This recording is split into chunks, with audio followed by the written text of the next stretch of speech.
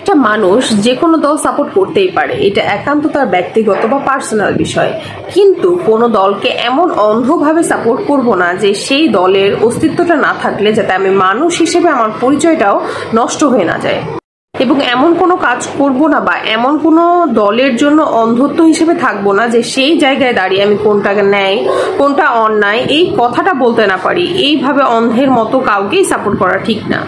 দিন শেষে আপনি আমি একজন মানুষ, সুতরাং মানুষ হিসেবে আমাদের ভেতরে বিবেক, মনুষ্যত্ব, কোনটা সঠিক কোনটা ঠিক না, কোনটা ন্যায় কোনটা অন্যায়, এই বিবেক বুদ্ধিগুলো অবশ্যই নিজের ভেতরে রাখা উচিত।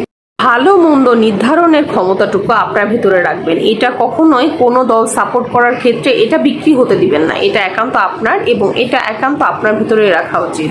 দেখেন, একজন অন্যায় কাজ আপনাকে দিয়ে করাতে চাইবে, আপনিও তো একটা মানুষ, আপনার মধ্যে বিবেক বোধ আছে। আপনি সেটা যদি অন্যায় হয়ে থাকে তাহলে অবশ্যই তার সাথে আপনি অন্যায় কাজ করতে পারেন। কিন্তু সেটা যদি অন্যায় না হয়ে থাকে বা তাকে জোরপূর্বক অন্যায় কাজ করতে বাধ্য করা হয়, আপনি কেন সেটা করবেন? দেখেন, আমরা কেউ জানি না আজকে বা কালকে আমাদের সাথে কি ঘটবে। আল্লাহ আমাদেরকে ছাড় দেয় কিন্তু ছেড়ে দেয় না।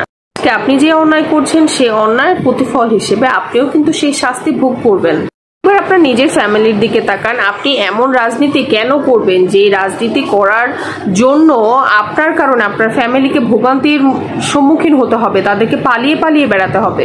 কেন আপনাকে অপছন্দ করবে? একজন রাজনৈতিক নেতা হিসেবে কেন আপনাকে অপছন্দ করবে? মানুষ হিসেবে আপনাকে অপছন্দ করতে পারে, কিন্তু একজন নেতা হিসেবে কখনোই অপছন্দ করতে পারে এরকম কোনো কাজ করবেন না।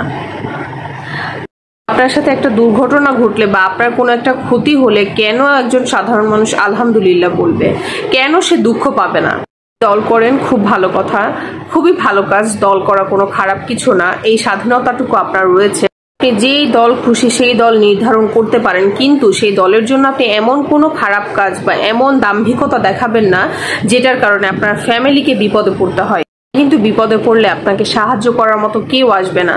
তাই অন্যায় কাজ যেই দলেই থাকুন না কেন করবেন না। অন্যায় না করলে কখনো আপনাকে পালিয়ে বেড়াতে হবে না, পালিয়ে যেতে হবে না কোথাও। আপনি আপনার জায়গায় অনড় থাকবেন, সৎভাবে চলেন, সৎভাবে নেতৃত্ব দেন। কেউ আপনাকে কখনো তেড়ে ধরে মারতে আসবে না।